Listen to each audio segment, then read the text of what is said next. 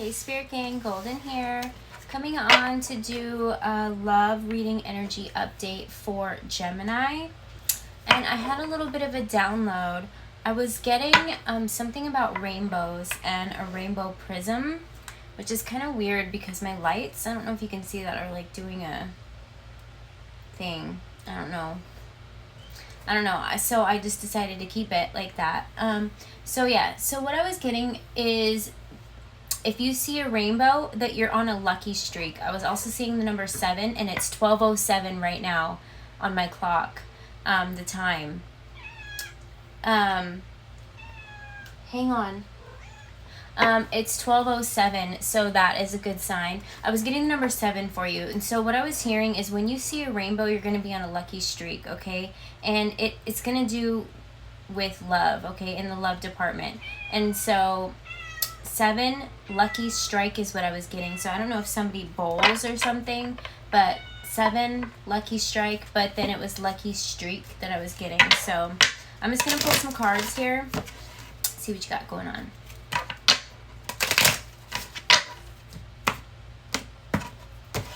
Okay, Spirit, tell me what the current energy is for Gemini in love.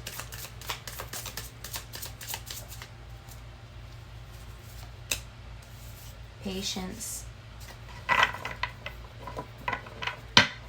We got the patience card coming out. So this is telling me that somebody is being patient when it comes to their love situation. And so I feel like you seeing a rainbow is the reason that you're going to have a lucky streak here. Because you have to be open. Hang on, baby. Come here. You have to be open to love, right? You can still see a rainbow, but if you're not open to love, and if you're trying to force something, push it, it's not going to happen, right? So you being patient right here is a good sign. We've got this 4 of Cups here coming out with contemplation, but it's upside down. So I feel like you're meditating, whoever it is that I'm connecting with. And this is a really good thing to help with patience, okay? To know that if you surrender to the divine, that they've got the best interest at heart for you. You have to just surrender that what is meant for you will find you, okay? But I feel like this lucky streak in love is something to do with a rainbow here. We got the Page of Cups. So this is you kind of knowing that you wrote your own story before you got here, right? Because we all agreed to come back and be reincarnated, and we knew what we were coming here for. So it's like you know that the world is in your hands, okay? You write your own story. Can you please stop running around all crazy? Sorry. And then we got the Moon here. Somebody may have 2 dogs. I'm seeing 2 dogs here on this card. So something about 2 dogs. I don't know. But the Moon here. So the Moon is kind of like, I just heard celebration. A celebration. Somebody may be celebrating something, celebrating your patience, celebrating the fact that you have finally come to the realization that by surrendering that the divine is going to bring you your ultimate love here, okay? And I feel like you're going to pull in a protector, okay? If I'm speaking to a divine feminine here, we've got this 9 of Wands here. Somebody's going to pull in somebody that's going to protect you, protect your heart. This could be masculine or feminine energy, but I was picking up masculine energy, protector. So let me just see here. And we do have the Emperor here out on the table. I thought that said Temperance, but it's the Emperor card. So you've got a very patient masculine in your energy field. Because I didn't mean to say patience, but I don't believe in coincidences. So you've got a masculine who's really patient here. I'm picking up a masculine where the roles have flipped. And divine feminine, I don't think that you realized this at first, but you were actually the runner. You're the runner in this situation. You may have not always been the runner, but I'm picking up a runner in this situation, but I don't think that you were aware of that. And it wasn't until the masculine kind of let you do your thing that you started to pull back and just feel a sense of peace, but at the same time you thought it was just because of healing, but really it was you were the runner in this situation here. And so you guys are balancing out each other's energies. That's why I'm seeing the two dogs here. It's like the yin and yang, okay? Because that was standing out more to me than the moon card here. And with this card, the Four of Cups coming out upside down, I feel like this was a sign that you're the runner here. But that's okay. That's okay. Sometimes this happens. And oftentimes the roles switch, because a lot of times the masculine is the runner, right? That's what they always say. But in this situation that I'm picking up, the feminine is definitely the runner. And I don't think that she knew that here. Let me get my other cards.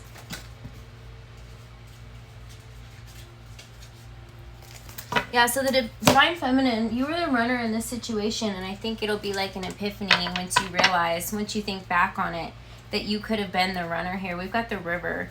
So this is opening up a flow in this connection. You and this masculine's patiently just waiting for you to do healing, and I feel like he can feel your energy because he's connected. We've got soulmates here as well. But yeah, I do feel that you were the runner in this situation, but you didn't know it. But allowing yourself to meditate and come to peace with surrendering to the divine here. The sky, this always reminds me of the divine. Surrendering it to the divine and the Most High here is what is balancing out the energy in this connection. It's changing the dynamic in this connection. It's opening up your heart here. That's what we have when I split the deck. This may be, you may be dealing with an Aries, Leo, or Sagittarius. We've got fire sign coming out here. And look at this. We've got the Chaser.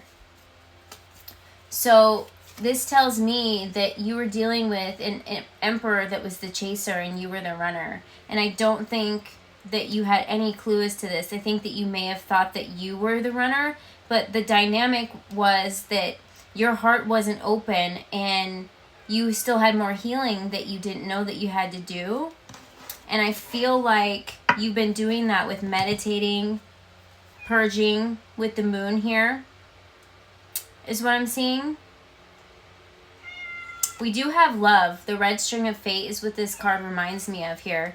So yes, this masculine was actually the Chaser in this situation. Let me pull a couple more cards here. Oh, somebody's got a confession coming in. And we got the Mercury retrograde. So this just tells me that the roles were flipped and you had no idea.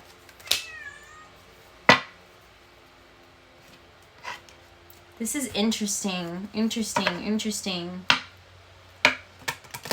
That was Challenges card. So you made a decision to focus on inner work and healing. And I feel like you thought that you were just letting the masculine do his thing.